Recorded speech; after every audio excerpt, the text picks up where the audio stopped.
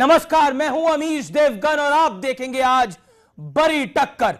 दिल्ली से लेकर लखनऊ तक सिर्फ और सिर्फ उत्तर प्रदेश चुनावों की चर्चा है। संसद में गर्मा गर्मी भी है, लेकिन नजर में चुनाव भी है। और आज इस चुनाव की टक्कर में जनता और नेता आमने सामने होंगे, जहां पर समाजवादी पार्टी की नुमाइंदगी करेंगी पंखुरी पाठक, जो कि प्रवक्ता है समाजवादी पार्टी की,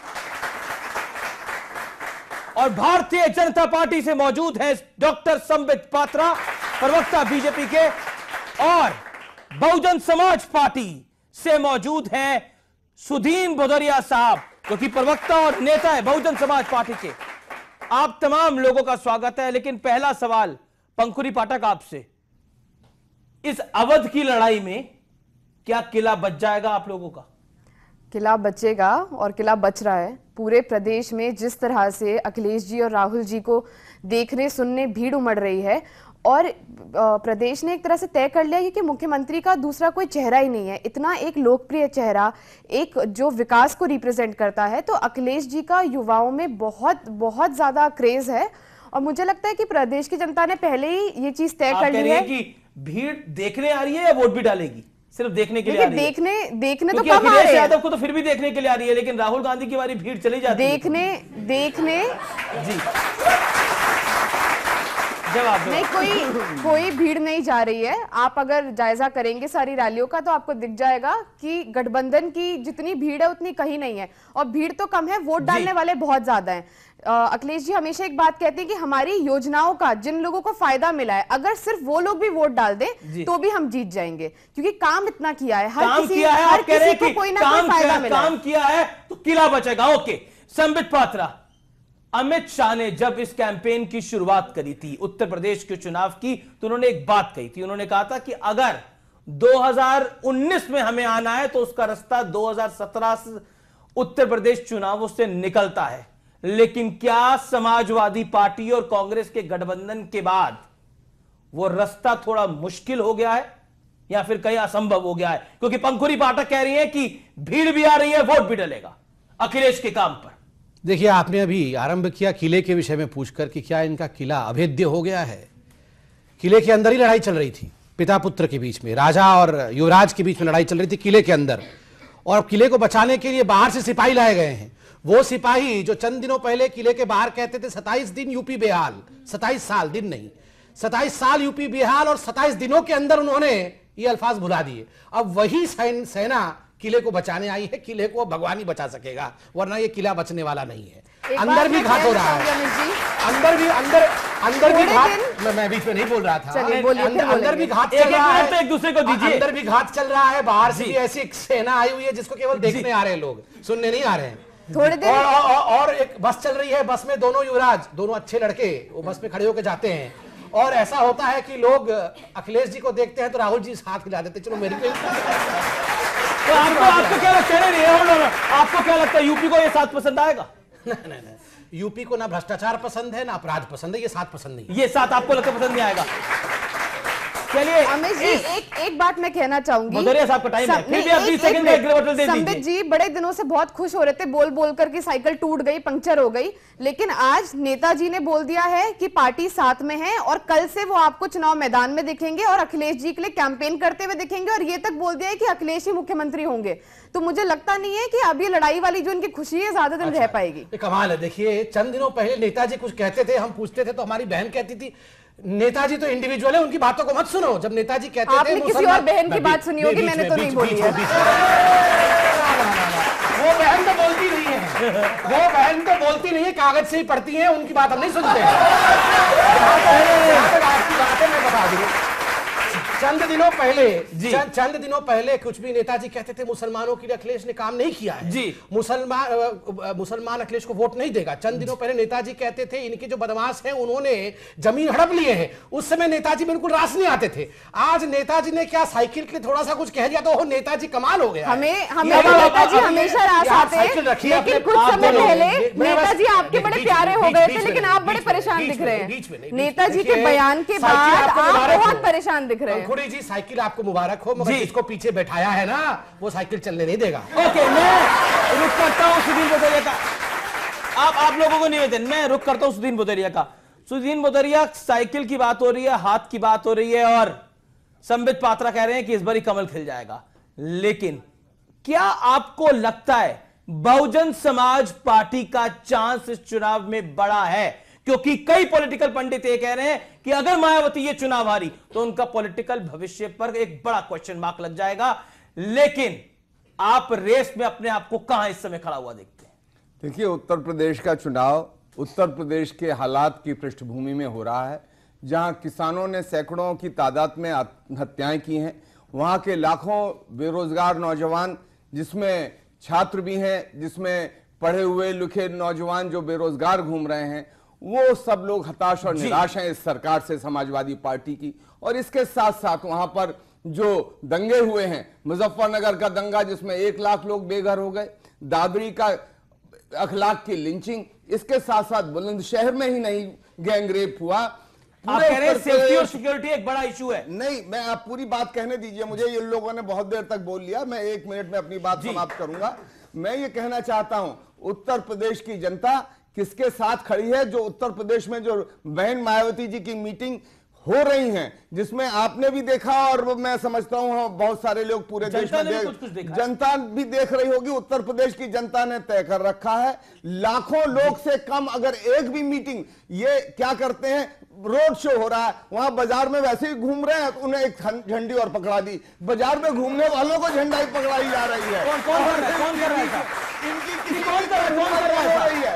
बाजार में घूमने वालों को झंडी पकड़ा के अखिलेश यादव और राहुल गांधी जो चुनाव में खत्म कर दूं, मैं कह रहा हूं कि ये देखिए, एक चीज देखिए, ये चीज ऐसी है कि जिसमें पहली बार चुनाव अलायंस भी और आपस में दर्जनों सीट पे खिलाफ भी लड़ रहे हैं। कांग्रेस पार्टी के तमाम नेता कह रहे हैं कि समाजवादी पार्टी को हराओ। समाजवादी पार्टी के जो नेता है, आपके लिए तो अच्छा जनाब, बढ़िया। इसीलिए अगर यहाँ पर ऐसा हो रहा है आपको बढ़िया। मैं आपको कह रहा हूं और मैं आऊंगा 11 मार्च के बाद और आपको नतीजे और परिणाम दिखाएंगे कि बहुजन समाज पार्टी जीतेगी और 5वीं बार बहन मायावती जी मुख्यमंत्री बनेंगे। अब भदौरिया साहब, एक छोटा सवाल, ये जो गठबंधन हुआ है, ये गठबंधन के बीएसपी पे भारी पड़ेगा? बीजेपी कह रही है हम पे तो नहीं भारी पड़ने वाला, आप पे भारी पड़ेगा। आपने इस प्रोग्राम का नाम रखा है टक्कर। जी, टक्कर में नहीं है, और टक्कर में तो है, टक्कर में तो है।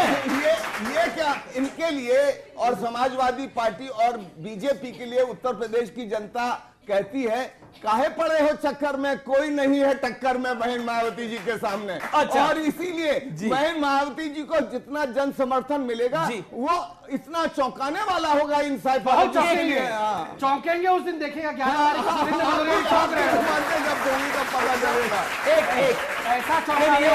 एक सवाल Sambit Patra, and this is my straight question to you Sambit Patra. Mayawati ने आरोप लगाया कि अल्पसंख्यकों पर शक करते हैं देश के प्रधानमंत्री, जवाब क्या है आपके पास? ये मायावती का आरोप है। देखिए, बड़े आदर के साथ मैं मायावती जी का सम्मान करता हूं, वो महिला भी हैं। और सबसे बड़ी बात है कि जब वो सुबह हम टीवी ऑन करते हैं तो एक पर्स लेके आती है, फिर कागज निकाल के 3 ही शब्द कहती है, मुसलमान हमें वोट करें, मुसलमान कहीं और वोट ना करे। आप बताइए, इसमें नर्वसनेस झलकता है कि नहीं? आपने खुद आरोप पीएम पे लगाया उन्होंने, तो कहीं ना कहीं आरोप तो लगाएगी। मैं बीच में जवाब दूंगा, बिल्कुल कौन देगा? देखिए, सुबह से शाम तक मुसलमान वहां वोट मत देना, मुसलमान यहां वोट देना, ये इनसिक्योरिटी दर्शाता है। और एक बात बताइए, एक पॉलिटिकल पार्टी है उत्तर प्रदेश में जिसका कोई घोषणा पत्र नहीं है। मायावती जी आती है और सुबह क्या कहती है? वो कहती है हम इस बार मूर्ति नहीं बनाएंगे।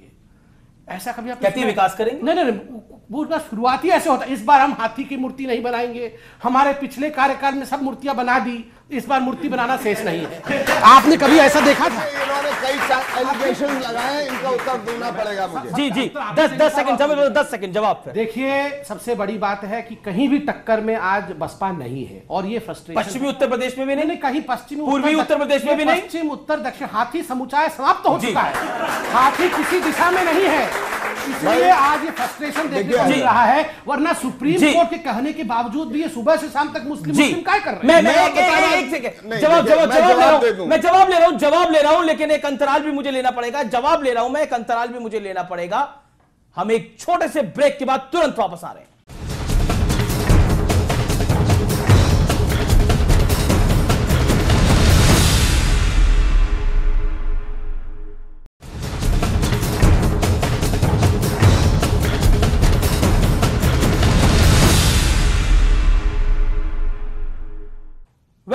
दर्शक आप देख रहे हैं टक्कर, और टक्कर में आमने सामने हैं आज नेता और जनता। मेरे साथ पंखुड़ी पाठक समाजवादी पार्टी से, संबित पात्रा भारतीय जनता पार्टी से और सुदीन भदौरिया बहुजन समाज पार्टी से। बहुत सारे आरोप लगा दिए, संबित पात्रा ने क्विकली जवाब दे दीजिए 40 सेकंड के अंदर। देखिए, ये कह रहे हैं कि बहन मायावती जी मुस्लिम्स की वकालत करती हैं। मैं जानना चाहता हूं, उत्तर प्रदेश का चुनाव हो रहा है, 403 सीटें हैं, एक कैंडिडेट इन्होंने नहीं लड़ाया। एक कैंडिडेट 403 में समाजवादी पार्टी हो चाहे ये, हमारे मुकाबले में कहीं नहीं खड़े हो पाए मुस्लिम्स की वकालत करने के लिए। इन्होंने दंगे कराए, इन्होंने मिलकर दंगे किए, इसलिए बहन मायावती जी, और इसी तरह से इन्होंने दलितों पर भी अत्याचार किया। भदौरिया साहब, मेरा सवाल बहुत सीधा है, ये कहने की क्या जरूरत है मैंने 100 कम 3 मुसलमानों को टिकट दिया है, मैंने 97 मुसलमानों को टिकट दिया है, मुसलमान यहां वोट डाले, आपको बाकी किसी और का वोट हमने सबको टिकट दिया। सबके लिए होगा, सबके लिए होगा। देखिए, हमने ये कहा है कि हम मुसलमानों को भी टिकट दे रहे हैं, हम दलितों को भी टिकट दे रहे हैं, हम नौजवानों को, किसानों को, हमने सभी वर्गों को, सभी जातियों को, धर्मों को टिकट दिया है। सीधा और इन पर गुजरात में जिस तरह से इन्होंने वेमुला पर, आंध्र प्रदेश में, और दलितों पर अत्याचार किया, उनके पीठ पर इन्होंने चाबुक लगाए, नोटबंदी में 125 लोग मर गए। इसीलिए इन लोगों को इस समय परेशानी हो रही है कि उत्तर प्रदेश की बहुत सारे लोग। ओके, मैं ये आप दोनों, संबित पात्रा और पंखुड़ी पाठक, आप ये तीनों पॉलिटिकल पार्टीज आप यहां बैठी हुई हैं, आप लोग, मैं संबित पात्रा बहुत डायरेक्ट सवाल पूछ रहा हूं, आप लोग पोलराइजेशन चाहते हैं, आप लोग ध्रुवीकरण चाहते हैं, क्या ये सही है? विकास से ऊपर ध्रुवीकरण है। मैं एग्जांपल दे सकता हूं, सुरेश राणा, संजीव बालियान, संगीत सोम, योगी आदित्यनाथ। योगी आदित्यनाथ तो डरा रहे हैं, वो कह रहे हैं कि कश्मीरी पंडितों जैसे हालात हो गए हैं, कश्मीरी पंडितों के साथ जो कश्मीर में हुआ वो हालात बना दिए गए हैं उत्तर प्रदेश के अंदर। आप सहमत हैं? मुझे जवाब देने बिल्कुल, मैं आपको मौका, आपके पास आ रहा हूं 30 सेकंड जब पात्रा, देन पंखुड़ी पाठक। देखिए, पहले तो ये सुबह शाम बंद कर दे कि हमारा ये कैंडिडेट मुस्लिम है, ये यादव है। अरे कैंडिडेट तो कैंडिडेट है, विकास कर सकता है कि नहीं ये बताइए। मेरा कैंडिडेट मुसलमान कैंडिडेट है, इनके पास मुसलमान कैंडिडेट है कि नहीं? ना ऐसे नहीं, ऐसे नहीं। अरे आपके सारे कैंडिडेट भी हार जाएंगे, आप चिंता मत करिए। बीच ये सब कुछ यही बुलवा लीजिए, बताइए टक्कर में है नहीं, सबसे ज्यादा यही बोलेंगे। नहीं, टक्कर में नहीं, सबसे ज्यादा ये बोलेंगे, ऐसा कैसे होगा? पानी पीछे, गला खराब हो जाएगा 11 तारीख तक, गला खराब हो जाएगा। जी नहला के इनकी ठंडी हो रहा है, उत्तर प्रदेश की जनता की गर्मी उतारेगी इनकी। भदौरिया साहब, काश मायावती जी बिना कागज देखे ऐसे बोल पाती। मायावती जी बिना कागज देखे बोल नहीं पाती है, ये बंद नहीं हो रहे हैं, निरंतर बोल रहे हैं, एक बोल नहीं रही है, एक बंद नहीं हो रहे हैं, ये कैसे होगा बताओ? निरंतर बोल रहा है मोदी जी, कर कुछ नहीं रहे। जवाब 30 सेकंड में जवाब, फिर पंखुड़ी पाठक आपकी टर्न। देखिए, जहां तक आपने योगी आदित्यनाथ की बात कही, मैं बिल्कुल दिल ठोक के, ताल ठोक के बताऊंगा और जनता को संबोधित करूंगा। आप देखिए, कैराना की बात हुई, तमाम न्यूज चैनल ने वहां जाके इन्वेस्टिगेशन किया, सबने कहा क्या सच वाकई हिंदुओं का वहां एक्सोडस हो रहा है, हिंदुओं को भगाया जा रहा है? नेशनल ह्यूमन राइट कमीशन कोई हिंदुओं की संस्था तो नहीं है, कोई भारतीय जनता पार्टी की संस्था तो नहीं है। उन्होंने कहा हां, कानून की व्यवस्था वहां बिगड़ गई है और वहां समाजवादी पार्टी की सरकार एक समुदाय के साथ, एक संप्रदाय के साथ अत्याचार कर रही है। मेरा नहीं, वो नेशनल ह्यूमन राइट कमीशन का है जी। उन्होंने कहा हिंदुओं के साथ अत्याचार हो रहा है। तो बताइए, हिंदुओं का नाम भी अगर कोई ले ले हिंदू, तो आप बोलेंगे बदमाश है, ये 24 घंटा मुसलमान करते रहे, ये बढ़िया है। जब आप कह रहे हैं कि ये ओके, मैं सीधा बात करता हूं। मैं संबित जी को एक बात याद दिलाना चाहूंगी कि इनके जो सांसद है हुकुम सिंह, जिन्होंने ये कैराना की कहानी गढ़ी थी, जब उनसे पूछा गया तो नहीं, गलत बात है, आप देखिए, आप बोले वो पीछे हट गए उससे। जब वहां पर जाकर तमाम ऑर्गेनाइजेशन ने वहां पर जाकर पता किया, उस लिस्ट में जो नाम थे, या तो वो लोग मर चुके थे, या किसी और कारण से गए थे, या वो लोग एग्जिस्ट ही नहीं करते थे। एक बात सुनिए, अरे आप मेरी बात सुनिए, एक घर बड़ा दिखाया गया था, उसमें ताला लगा हुआ था कि ये घर बिकाऊ है। जब उस घर के मालिक को ढूंढा, इन्होंने कहा कि वो भाग गया, उसने कहा कि मैं अपना घर बेचना चाहता हूं, इसलिए ताला लगा कर गया हुआ हूं। तो इस तरह की बातें इन्होंने ये कहानी गढ़ी, आज ये साबित हो गया। और ये जो हुकुम सिंह है सांसद, बताइए झूठ बोल रही है, मेरी बात सुनिए, नेशनल ह्यूमन राइट कमीशन ने जांच की है, आप कमीशन पे बोलिए ना। देखिए, केंद्र में झूठ बोला है, जो भी सरकार होती है, सुप्रीम कोर्ट के जज उसके हेड होते हैं, उस रिपोर्ट पे बहुत सवाल उठे हैं, कमीशन कोई FIR बहुत सारी एक बातें सेकंड कही एक हैं। सेकंड अमित जी देखिए अमित जी पंखुड़ी का टाइम है, अमित जी, पंखुड़ी का टाइम है, अमित जी, ऐसे बहस नहीं होगी। 30 सेकंड 30 अमित सेकंड 30 जी सेकंड अमित जी नहीं, मुझे ज्यादा समय मिलेगा कि संबित जी बहुत देर से आप बोल अपनी रहे बात कहिए हैं। ना, आप देखिए अपनी बात सुनिए, कहिए। नेशनल ह्यूमन राइट्स कमीशन फिर की जो जनता के पास रिपोर्ट थी ना, उसमें कोई FIR कोड की गई ना विटनेस कोड किए गए, और उस रिपोर्ट पे बहुत बड़े सवाल इंटरनेशनल ऑर्गेनाइजेशन तक ने उठाए हैं। अब जहां तक बाकी चलिए, बातें ग्राउंड में, बीजेपी सुनिए जी, जी। सुन लीजिए, बात सुन लीजिए। वहां जो हुकुम सिंह है जिन्होंने कैराना की कहानी बनाई, उनके भतीजे चुनाव लड़ रहे हैं उन्हीं के खिलाफ, और कह रहे हैं कि ये देखिए इन्होंने यहाँ पे झूठा ये इल्जाम लगाया। नहीं, मैं बता रही हूँ, अरे हमारे चाचा हमारे पार्टी से लड़ रहे हैं, हमारे चाचा हमारी पार्टी से लड़ रहे हैं, आप क्यों उल्टे लड़ रहे हैं? मेरी बात सुनिए, मेरी सुनिए। और एक और बात मैं ये बताना चाहती हूँ कि आप आज ग्राउंड पे जाइए, आप ये बात ग्राउंड पे गया हूं। हाँ, तो आप ये जान गए होंगे कि आज मोदी जी के जुमले उत्तर प्रदेश में बिक नहीं रहे हैं। तो अच्छी बात है कि संबित जी तो हंसी मजाक से मन बहला रहे हैं, क्योंकि बाकी जो इनके तमाम नेता हैं वो कीचड़ फैला रहे हैं, वो कीचड़ फैला रहे हैं कमल खिलाने के लिए। जी, जी, आपने इनसे एक बात पूछी नहीं कि पहले मेरा काम क्या, मुझे पता क्या क्या। नहीं, आप सही सवाल नहीं पूछ रहे। आपने नहीं पूछा कि सबसे ज्यादा गुंडों को पहले लिस्ट में क्यों इन लोगों ने टिकट दिया। आपका सवाल हो सकता है, मेरे को अपने सवाल ये सवाल ADR की रिपोर्ट है, ADR की रिपोर्ट है। एक सवाल देखिए बायस्ड, आप लोग इस तरह से बायस्ड एक्ट करेंगे, ये लोग कानून व्यवस्था की बात करते हैं। आप इनसे पूछिए सबसे ज्यादा गुंडों को फर्स्ट लिस्ट में क्यों टिकट दिए? समाजवादी पार्टी को बार बार गुंडा गुंडा शब्द इस्तेमाल करना नहीं चाहिए। करना चाहिए क्या बताइए? जिस पार्टी को गुंडागर्दी के जाना जाता है, आप सवाल भी नहीं पूछ रहे थे कि आप लोगों की पार्टी में इतने गुंडे क्यों हैं? ये खुद लीडिंग क्वेश्चन दे रही है। गुंडे गुंडे गुंडे, ये क्या होता है? सबसे ज्यादा गुंडों को टिकट देकर के समाजवादी जिंदा जला देते हैं लोगों को। आपके एक मंत्री है, वो जाके एक रिपोर्टर को, आप रिपोर्टर मध्य प्रदेश बताइए, मध्य प्रदेश चली गई, मध्य प्रदेश चली गई है। ठीक है, जिस प्रकार से हर दिन दोनों बोलेंगे सुनाई नहीं देगा। आपने मुझसे बोला, मैं बोल पब्लिक के पास भी जाना है मुझे। ये लोग गुंडागर्दी की बातें करते हैं, पब्लिक के पास भी जाना है। जनता को पूरी तरह से गुमराह करते हैं। आप तीनों से निवेदन है, आप तीनों से निवेदन है, जनता के पास भी जाने दीजिए आप। और अब मौका है जनता के पास जाने का, और जनता क्या पूछना चाहती है, क्या समझना चाहती है, और क्या नेताओं से पूछना चाहती है, वो सीधा जानेंगे। सीधा जनता के पास चलते हैं। पहले महिला से शुरू करते हैं। आप क्या कहना चाहती हैं? सर, मैं पंखुड़ी पाठक जी से कहना चाहूंगी कि नेताजी ने कुछ दिनों पहले बयान दिया था कि लड़के हैं, गलतियां हो जाती हैं रेप केसेस पे। तो आप ये बताइए, कानून व्यवस्था में जब इतनी बड़ी बात उन्होंने बोल दी, तो वो क्या यूपी की कानून व्यवस्था सुधारेंगे? जवाब पंखुड़ी, जवाब पंखुड़ी, जवाब।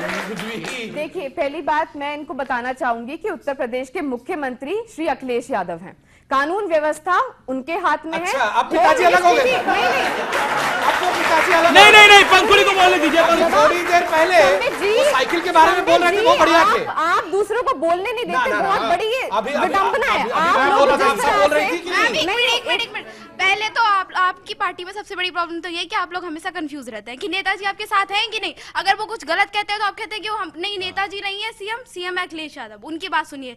और अगर जब वो कुछ अच्छा बोल देते हैं तो आप उनकी साइड चले जाते हैं। ये कंफ्यूजिंग का दौर कब खत्म होगा? देखिए कि जनता का जानना चाह रही है। सवाल कानून व्यवस्था पे कि नेताजी पे? मेरा क्वेश्चन सबसे पहले कानून व्यवस्था पे, लेकिन आप ये बोल के पल्ला मत झाड़िए कि नेताजी अब पार्टी में नहीं है। ऐसा क्या आप यूपी से हैं? तो आपको शायद पता नहीं है कि 1090 के तहत 6.5 लाख कंप्लेंट आप जैसी लड़कियों की हम सॉल्व कर चुके हैं। आज आप बाहर निकलिए, आपको हर जगह डायल 100 की गाड़ियां दिखेंगी। देखिए, ये तो जवाब देने का मौका नहीं मिला। हमें जब जवाब नहीं देना, अखिलेश जी अलग, अरे आप हमें बुलाते क्यों है? संबित जी को अकेले बिठा दीजिए। ये तमाम रिपोर्टर को कहा था, गलत बात है, ऐसे नहीं हो गया क्या? आपको क्यों परेशानी है, याद है ना? अब जवाब ले लेते ना। पंखुड़ी नेता ने कहा था कि रेप कभी सही होता है, कभी गलत होता है। कौन सा रेप सही होता है, इसका जवाब आप दे दीजिए। हमारे यहाँ लड़के तो लड़के, आप रहने दीजिए। एक और सवाल, एक और सवाल। नहीं, मैं क्योंकि युवा है, मैं उनको जवाब देना चाहती जवाब हूं दीजिए कि कानून व्यवस्था पे जितना काम अखिलेश जी ने किया है, अगर आप पहले की किसी भी सरकार से कंपेयर करेंगे, इतना बढ़िया काम किया है। आज 10 मिनट में 24 रेप हो रहे हैं। 10 मिनट में आप यहाँ से निकल के 100 नंबर पे कॉल करिएगा, जहां खड़ी होंगी जीपीएस से गाड़ी 10 मिनट में पहुंच जाएगी।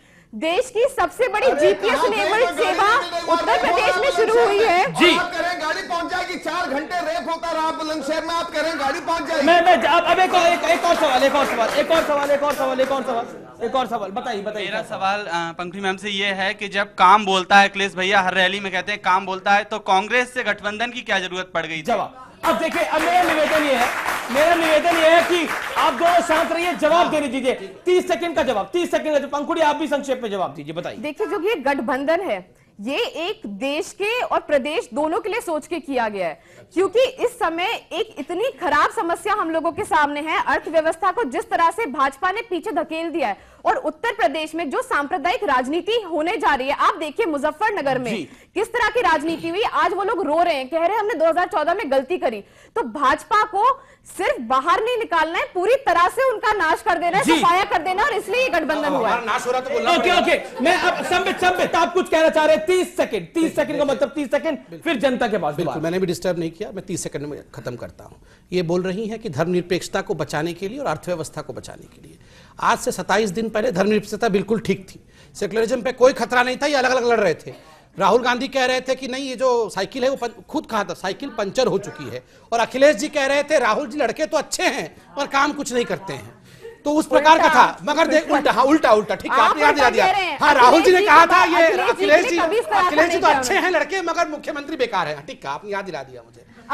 कुल मिला के सुन लीजिए, कुल मिला के 27 दिन पहले धर्मनिरपेक्षता को कोई खतरा नहीं था। खतरा इनके कैरियरों पे है।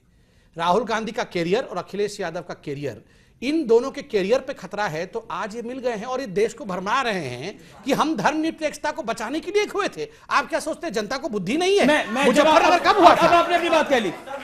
सुदीन भदौरिया से किसी का सवाल है? किससे सवाल है आपका? सुदीन भदौरिया से? नहीं, पत्रा जी से। संबित पत्रा, बताइए क्या सवाल। मैं सवाल ये है कि मोदी जी का चेहरा कब तक चलता रहेगा? मायावती का चेहरा बीएसपी के पास है, अखिलेश का चेहरा कांग्रेस और सपा के गठबंधन के पास है, बीजेपी का चेहरा कौन है? बहुत अच्छी बात है, मैं जवाब देता हूं। पहली बात है, युवा है, इन लोग सब समझते भी हैं जी। आप ये बताइए, चेहरा केवल एक परिवार से होना चाहिए, एक राजकुमार होना चाहिए, या आम कोई आदमी होना चाहिए? अरे आम आदमी मैं बीच में नहीं बोल रहा था, बीच में नहीं बोल रहा था। नहीं, सुन तो लीजिए, नहीं सुन लीजिए। दूसरी बात, महाराष्ट्र में चेहरा नहीं था, आज सबसे अच्छा चेहरा देवेंद्र फडणवीस देखिए। हरियाणा में चेहरा नहीं था, हमारा मुख्यमंत्री है। असम में देखिए किस प्रकार से मुख्यमंत्री है, झारखंड में हमारा मुख्यमंत्री है। मैं एक बात बताना चाहता हूं, आप कांग्रेस की बात को देख लीजिए, हिंदुस्तान की राजनीति में ऐसा कभी नहीं हुआ था कि एक चेहरा दिया था, शीला दीक्षित चेहरा दिया था, उसका बैठा दिया। आज शीला दीक्षित अपने घर में बैठकर इतनी खुश हैं, वो कह रही है जान बचे लाखों पाए। तो बताइए, जान बचे लाखों पाए, कम से कम हमारे यहाँ जीत भी होगी, चेहरा भी होगा, काम भी होगा, चिंता मत करिए। सवाल किससे? राजकुमार नहीं होगा, साधारण आदमी चेहरा होगा। नहीं, आप एक से किससे सवाल आता? सर, 5 साल में अखिलेश जी ने यूनिवर्सिटी बनाए और हाईवेज बनाए। अब मोदी सरकार कह रही है कि हम राम मंदिर बनाएंगे, तो वो 5 साल कब आएंगे जिसमें राम मंदिर बनके तैयार हो जाएगा? ये समझ एक बात है कि हम सौगंध राम की खाते हैं, मंदिर वही बनाएंगे, लेकिन तारीख कभी नहीं बताएंगे। मैं इसका भी जवाब देता हूं। तारीख पहले तो पार्टी खत्म नहीं हो जाएगी। मैं बता, उसी राम मंदिर पे तो भाजपा बनी है। कहां साइकिल छोड़ के आप राम मंदिर जा रही हैं? साइकिल को संभालिए पहले, अभी तो दौड़ा है, अभी दिल्ली आ रही है। वो साइकिल, ये तो आपका कमल है जिसका पलायन होने वाला है उत्तर प्रदेश से। देखिए, साइकिल छिन्न भिन्न पड़ा था, जोड़िए साइकिल को। राम मंदिर के विषय में आप मत बोलिए, मैं आपको एक बात बताता हूं। जहां तक उनका सवाल था कि अखिलेश जी ने क्या बनाया, यूनिवर्सिटी बनाए। देखिए, हाईवेज बनाए, यूनिवर्सिटी बनाई, काम करा, बेसिकली कह रहे अखिलेश ने काम करा। देखिए, अखिलेश जी का जो काम का तरीका रहा है, एक ही दिन में शिलान्यास और उद्घाटन एक ही दिन होता था।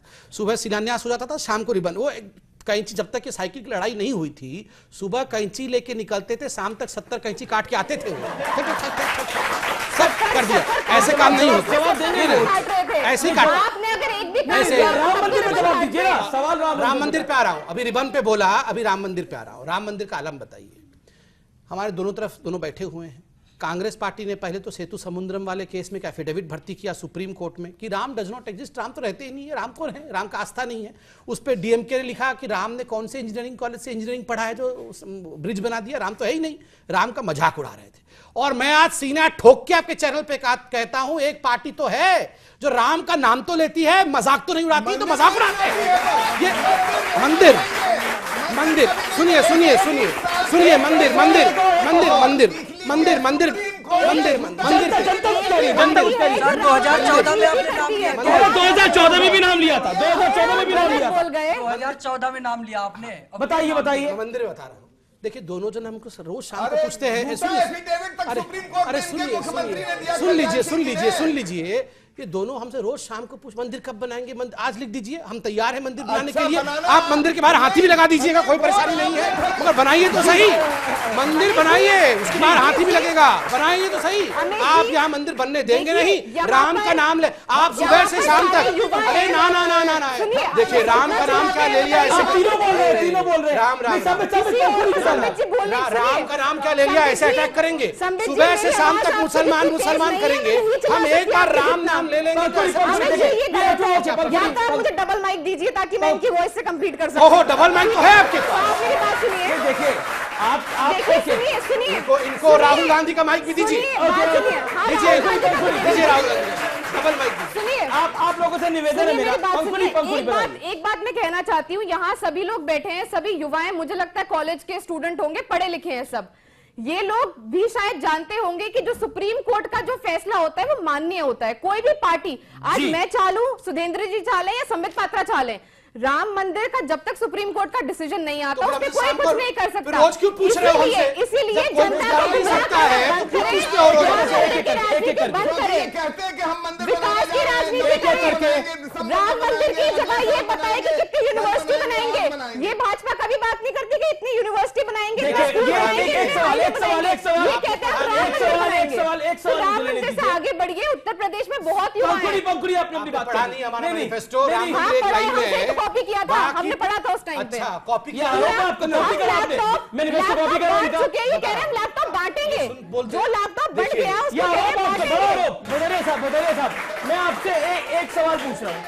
प्राइम मिनिस्टर पार्लियामेंट में बोले और प्राइम मिनिस्टर ने बोला है, उन्होंने कहा, मैं बिल्कुल कोट कर रहा हूं, कि वोट नोटबंदी पर विपक्ष इसलिए चर्चा नहीं चाहता था, इसका फायदा मोदी को पहुंच जाएगा। क्या ये बात सच है? हालांकि लोकसभा में आपके पास कोई मेंबर ऑफ पार्लियामेंट नहीं है, लेकिन आप इस तर्क से सहमत हैं प्रधानमंत्री के? हम लोगों ने, बहन मायावती जी ने राज्यसभा के अंदर संसद में मांग की कि वो आए, वहां पर बैठे, बहस में, तो बोल दिया, लोग मर गए, उसका तो बोल दिया, जो बोल दिया वो बता रहा हूं मैं। हमने उसको बदल लिया चाहते थे और ये वो बदल लिया जो था, ये भागते रहे, संसद में आए नहीं, और इसीलिए वैसे तो वो ट्वीट हर चीज पर करते हैं, फेसबुक पे भी जाते हैं, 100 लोग मरे इस देश की लाइनों में खड़े होकर, पर इसके लिए आपने नोट बदल लिया क्या? एक बात बताइए, बता दीजिए। शब्द नहीं है उनके लिए, 100 लोगों की जान गई है इनके लिए। इनके पास सबसे ज्यादा नोट निकले, इनके सहयोगी कांग्रेस के पास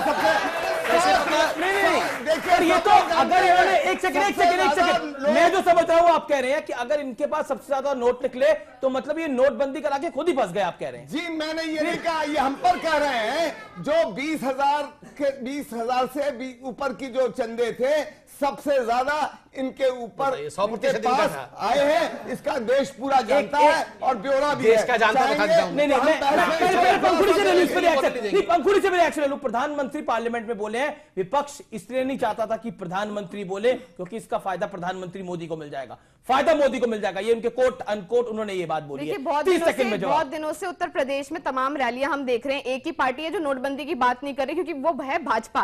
क्योंकि जब नोटबंदी की करी बात तो क्या होगा, उनके साथ वो भी जानते हैं। इनके नेता हर दिन खबर आती है कि इनके नेता फलानी शादी में गए, लोगों ने मार के भगाया। यहाँ समाजवादी पार्टी ने मार के भगाया होगा? नहीं, गुजरात से बता रही हूँ,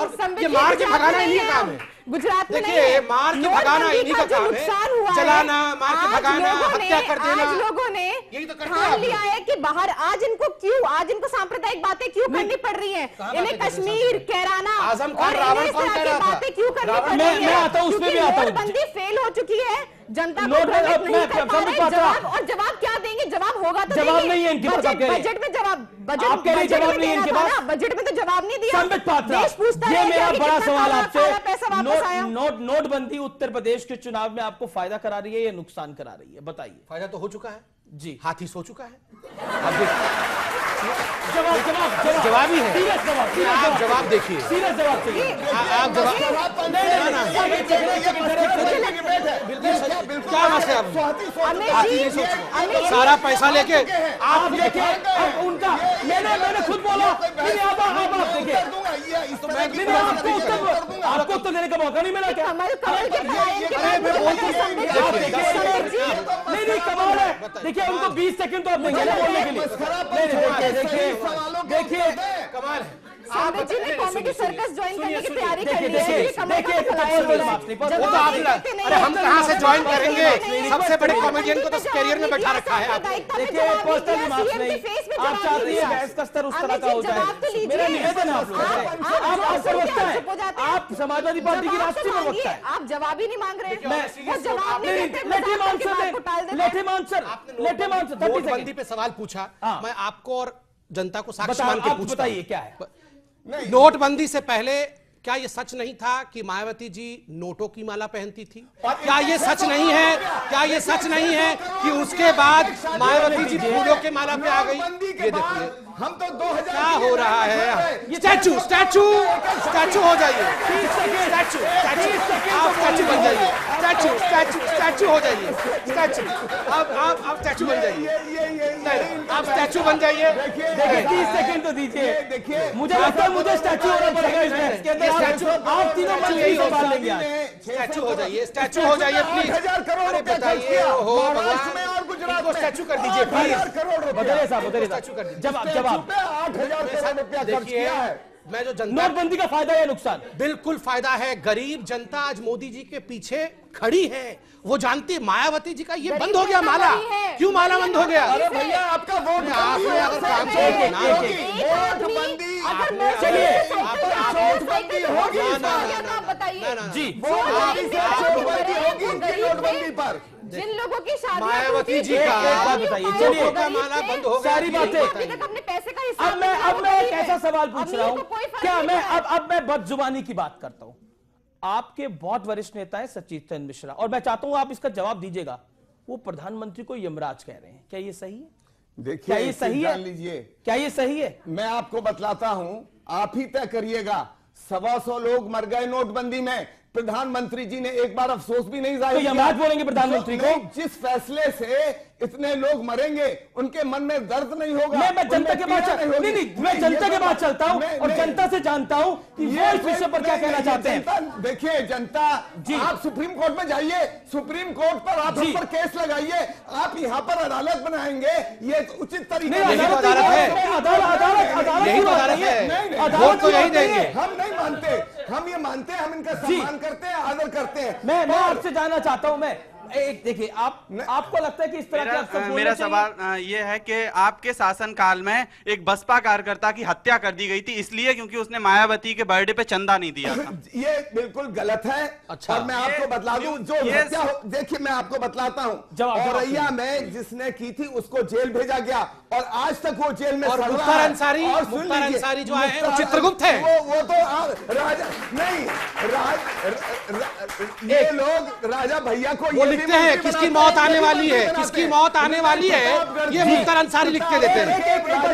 ये भी मंत्री बनाते हैं, ये भी मंत्री बनाते हैं। नहीं मैं सीधा सर मेरा पंखुड़ी मैम से है कि अखिलेश जी बोलते हैं कि हम लैपटॉप देंगे, स्मार्टफोन देंगे, और मोदी जी बोलते हैं कि मैं इतना रोजगार पैदा करूंगा, इतना लोगों को सक्षम बनाऊंगा कि वो खुद अपना घर चला सके। तो आपको नहीं लगता कि स्मार्टफोन या लैपटॉप से भी ऊपर बढ़ना चाहिए? जवाब पंखुड़ी, जवाब देखिए, जवाब पंखुड़ी का जवाब। बहुत ही अच्छा सवाल पूछा है। मोदी जी ने जब सरकार में आए थे उस समय कहा था कि हम लोग 2 करोड़ नौकरियां हर साल देंगे। कहा था नहीं कहा था? बेरोजगारी का दर आज सबसे ज्यादा बढ़ चुका है इस देश में। चिंता पिछले मत करिए, 5 सब साल कुछ हम ही में। लोग देंगे, आप लोग से गठबंधन करिए। जहां तक बात है लैपटॉप और स्मार्टफोन की, न रोजगार ये देंगे, ना वो आप देंगे, एक बात हम देंगे, हम सोचिए, देंगे। सुनिए, अब बोलने दीजिए। देखिए ये क्या देंगे बताओ? हथौड़ा छेनी देंगे? जाओ पत्थर में हाथी बनाओ, हथौड़ी छेनी देंगे ये? मैं आप तीनों को मौका दूंगा, मुझे जवाब आप 20 सेकंड में अपना जवाब कंप्लीट कर लीजिए। देखिए, आप और हम सक्षम घर से हैं, लेकिन एक किसान का बेटा, एक मजदूर का बेटा, क्या वो लैपटॉप की कभी सोच सकता है? और अगर ये लैपटॉप का फैसला गलत होता तो भाजपा आज अपने मैनिफेस्टो में बिजली कब देंगे? लैपटॉप चार्ज कैसे होगा? देखिए, मैं इस समय जनता के बीच में हूँ और मैं आखिरी स्मार्टफोन के डिजिटल इंडिया हवा में करेंगे, कहां से होगा डिजिटल इंडिया? अब देखिए, जनता के काफी सवाल हो गए, मैं 30 सेकंड बिजली कब देंगे ये तो मैं 30 सेकंड आप दिल्ली में रहते हैं, देखिए बहुत जगह हो गया, पता लग जाएगा। डिबेट के आखिरी मिनट है, उत्तर प्रदेश में आखिरी मिनट है, मैडम यही रहती हैं। पंकुरी पाठक, संबित पात्रा और भदौरिया साहब, मेरा निवेदन है इस दौर में मैं आपको आखिरी 30 सेकंड दूंगा, आप तीनों अपनी बात रखिएगा और कोई इंटरवीन नहीं करेगा, जनता है, जनता तय करेगी। पंकुरी पाठक, चुनाव में अब जा रही हैं, 11 को वोट डाल दिए जाएंगे, मेरा बहुत सीधा सवाल है, इतने बड़े झगड़े के बाद उत्तर प्रदेश में लॉ एंड ऑर्डर की खराब व्यवस्था के बाद भी जनता अखिलेश यादव को क्यों चुनेगी? 30 सेकंड में जवाब दीजिए। देखिए, जनता इसलिए चुनेगी क्योंकि जो काम अखिलेश जी ने पिछले 5 साल में कर दिखाया है वो आज तक उत्तर प्रदेश में नहीं हुआ था। एक जाति धर्म की राजनीति से हटके सबका विकास उन्होंने किया, हर किसी वर्ग के लिए, चाहे युवा थे, चाहे गरीब महिलाएं थी, चाहे मजदूर थे, चाहे बच्चे थे, कोई ऐसा वर्ग नहीं है जिसके लिए उन्होंने काम ना किया हो। और आज उत्तर प्रदेश आगे बढ़ना चाहता है जाति धर्म की राजनीति से। मुजफ्फरनगर में जो लोग आपस में लड़े, कह रहे हैं हम लड़ना नहीं चाहते, हमें विकास चाहिए, तो इसीलिए उत्तर प्रदेश की जनता एक पॉजिटिव राजनीति को, एक युवा चेहरे को जिसने उत्तर प्रदेश की तस्वीर बदली है उसे वोट करेंगे, इसलिए अखिलेश जी जीतेंगे। अखिलेश जी जीतेंगे। मैं क्विकली रुक करता हूं, संबित पात्रा आपका 2.5 साल आपकी सरकार को हो चुके हैं, उत्तर प्रदेश के अंदर 73 सांसद जीतने के बाद उत्तर प्रदेश को जो आपने वादे किए थे उसमें से काफी पूरे नहीं हुए हैं, उसके बाद बिना चेहरे के उत्तर प्रदेश में की जनता आपको क्यों चुनेगी? मैं एक छोटा सा उदाहरण देता हूं। जब हम सरकार में 2014 में आए, उत्तर प्रदेश में 1536 गांव ऐसे थे जिसमें बिजली नहीं थी। 2 वर्षों के अंदर जो अपना दीनदयाल उपाध्याय कार्यक्रम है उसके अंतर्गत 1432 गांव को 96% काम के रेट से हमने बिजली दिया। अखिलेश जी ने 2 वर्षों में 2012 से 14 तक, जब हमारी केंद्र में सरकार नहीं थी, मात्र 3 गांव तक बिजली पहुंचाया था। इलाहाबाद हाईकोर्ट ने भी इनको कहा, जो कि अभी मोदी जी ने अपने भाषण में कहा था, हमने इनको 7,000 रुपए गरीबों के बीमारी के लिए दी थी, इन्होंने मात्र उसमें से 2,500 रुपए खर्च किए, तो 2,500 करोड़ रुपए खर्च किए, तो इलाहाबाद हाईकोर्ट ने भी लताड़ इनको लगाई थी। हम तो अपना काम कर रहे हैं। एक लाइन में क्या, एक लाइन में क्या, क्यों चुने जनता आपको? जनता परिवारवाद नहीं चाहती और सेफई सोशलिज्म। जब लोगों में दंगा हो रहा था तो ये नाच गाना देख रहे थे सेफई में बैठ के। जनता काम चाहती है और जनता मोदी जी के आइडियाज पे, मोदी जी के वादों पे भरोसा करती है। आखिरी 30 सेकंड, सुदीन भदौरिया, बिना मैनिफेस्टो के मायावती के नाम पर आपको लगता है ये 5 साल आपको मिल जाएंगे?